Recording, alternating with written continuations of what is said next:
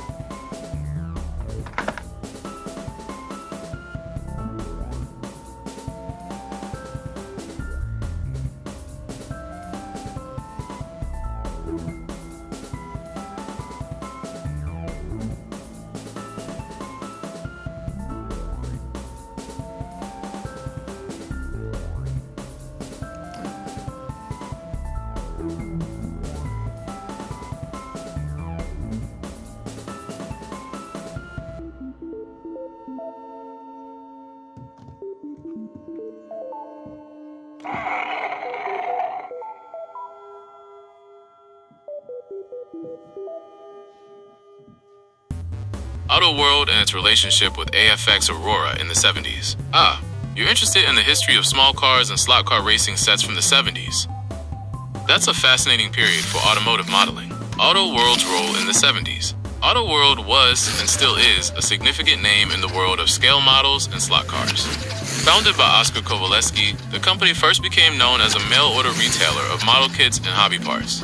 In the 1970s, the Auto World catalog was a must-have for enthusiasts, offering a vast array of model kits, replacement parts, and, of course, slot cars and their accessories.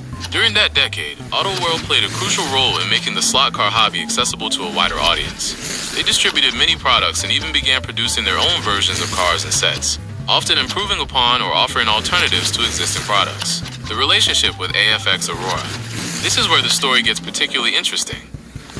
Aurora was one of the giants of HO scale, 1 to 87 slot cars in the 60s and 70s, notably with its AFX line.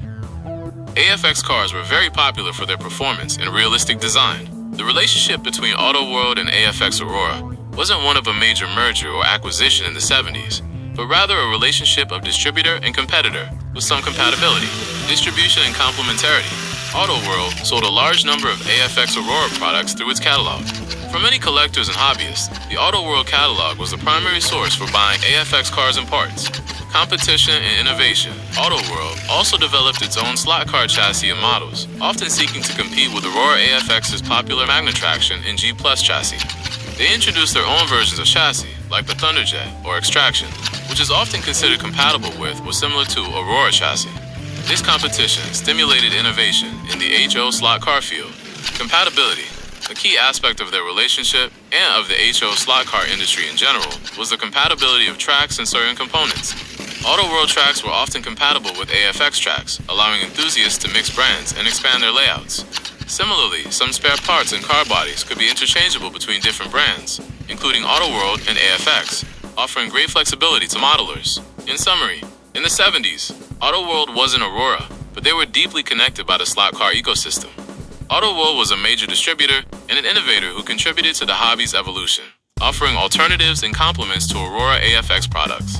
Even today, Auto World continues to produce HO slot cars, including reproductions of classic models and new designs, and compatibility with AFX systems remains important for collectors and newcomers. When did Auto World start manufacturing its own slot cars? Auto World, as a company founded by Oscar Kowaleski in 1958, initially started as a major distributor of model kits and parts, including slot cars made by other companies like Aurora.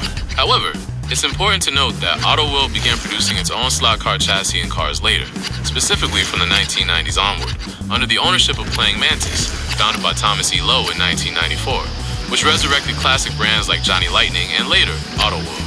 It was during this period that chassis like the Thunderjet 500 and the Extraction, often inspired by or compatible with classic designs like Aurora's, were reintroduced or developed under the Auto World brand. Before that, Auto World was primarily a retailer and promoter of the hobby. without large-scale manufacturing of its own complete chassis and cars under its own brand name. So while Aurora was present in the slot car world from the 60s and 70s as a retailer and through its catalog, the production of its own slot cars under the Aurora brand as we know it today really intensified from the mid-1990s after the brand's acquisition and relaunch. What happened to AFX from the 80s onward? The early 80s marked a significant turning point for Aurora and its AFX brand.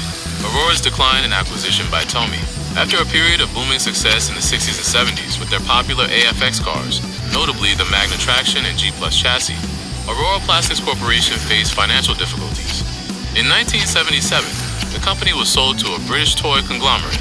The general decline in the toy and hobby market at the time, as well as increased competition and the maturing of the baby boomer generation, contributed to Aurora's problems. Finally, in 1980, the AFX brand was acquired by the Japanese toy manufacturer Tomy. This is a key point. Aurora as a company ceased operations in 1980, but the AFX brand continued to exist under Tomy's ownership. The Tomy AFX era. Under Tomy, the production and development of AFX slot cars continued, although the direction slightly shifted. Tomy sought to maintain the brand's popularity by introducing new cars and sets. We saw the introduction of chassis like the Super G Plus, an evolution of the original G Plus, which became very popular for its performance. Throughout the 80s, Tomy continued to distribute AFX products globally, thus maintaining the presence of HO slot cars in the market. They also tried to diversify the range with new models and technical improvements. Legacy and future. Even though the 80s were a period of transition and consolidation for AFX, the brand survived and continued to evolve. The compatibility of tracks and parts with older Aurora productions remained a major asset. Today, the AFX brand is still very much alive, and the license is held by Racemasters Inc. They continue to produce AFX cars and track sets, including modern chassis like the Mega G Plus, while honoring the legacy of classic designs. In short, the 80s were the beginning of a new era for AFX, moving from Aurora's hands to Tomy's, which allowed this iconic slot car brand to endure and continue to innovate.